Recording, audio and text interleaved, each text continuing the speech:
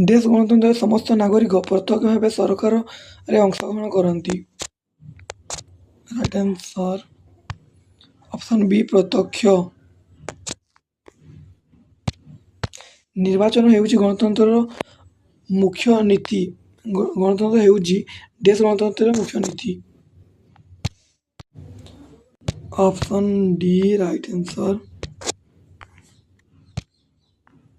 देश कही गणतंत्र हेउची लोकमानकर निमंते और लोकमानक द्वारा गठित। Right answer Abraham Lincoln. Ceiling मतरे गणतंत्र एक सरकार जो प्रत्येक व्यक्तिर देश थाए। राइट आंसर अंश। पृथ्वीर बृहत्तम गणतंत्र रूपे देश परिचित। ऑप्शन है भारत। गणतंत्र देश को एक शासन व्यवस्था। राइट आंसर लोक मानक पई।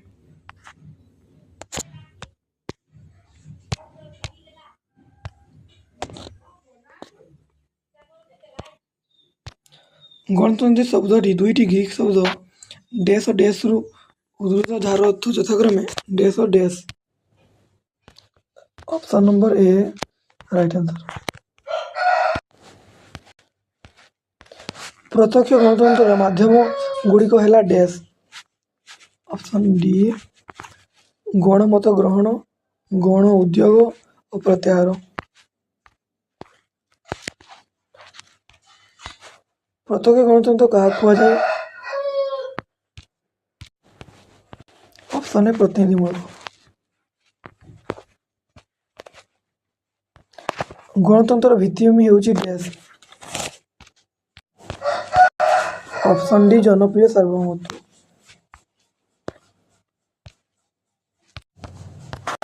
निम्नलिखित उपादान गुड़िक मध्यरु केउंटी गणतांत्रिक सरकार उपादान नुहे?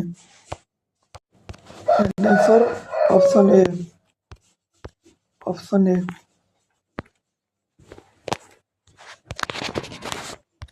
केउंटी गणतंत्र विभव अटे? राइट आंसर उपयुक्त समस्त।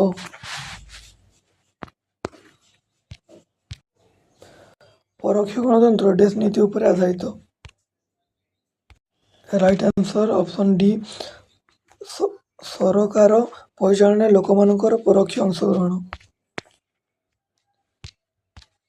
देश प्रत्यक्ष गणतंत्र एक माध्यम नुहे। राइट आंसर अध्यादेश।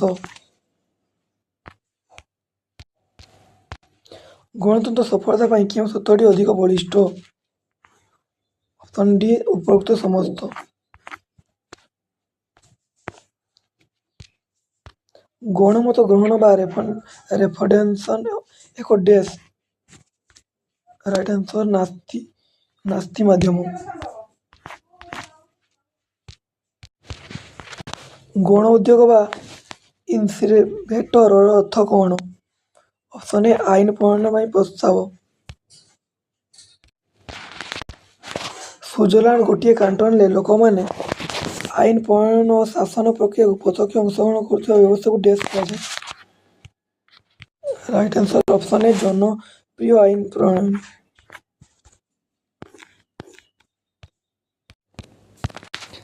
भारतीय दलीय व्यवस्था निम्नलिखित केउंटी उपादान मुख्य रूपे धराई? राइट आंसर ऑप्शन ए मेंटो राजनीति।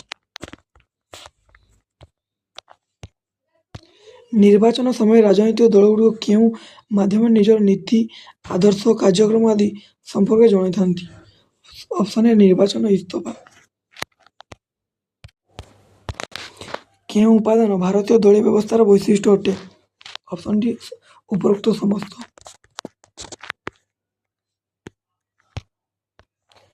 वाम दल रूपे केउं दलगुड़िक परिचित? Right answer option D right answer.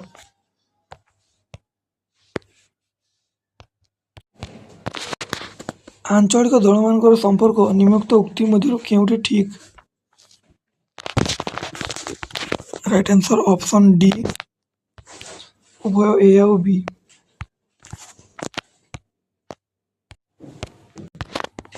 କେଉଁ ବର୍ଷ କଂଗ୍ରେସ ଦଳ ନିର୍ବାଚନ ପରାଜୟ ଘଟିଥିଲା? ଅପସନ୍ ଡି ଉପରୋକ୍ତ ସମସ୍ତ।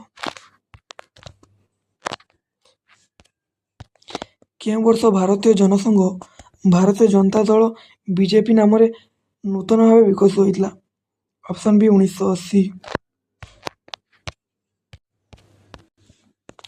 ନିମ୍ନୋକ୍ତ ଦଳମାନଙ୍କ ମଧ୍ୟରୁ କେଉଁଟି ଆଞ୍ଚଳିକ ଦଳ ନୁହେଁ? Option A Bahujan Samaj party.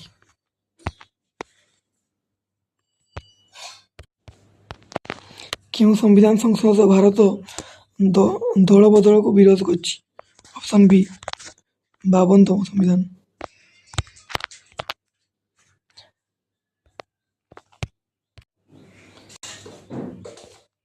ଭାରତୀୟ ଜାତୀୟ କଂଗ୍ରେସ କେଉଁ ବର୍ଷ ପ୍ରତିଷ୍ଠିତ ହୋଇଥିଲା? Option A 1885।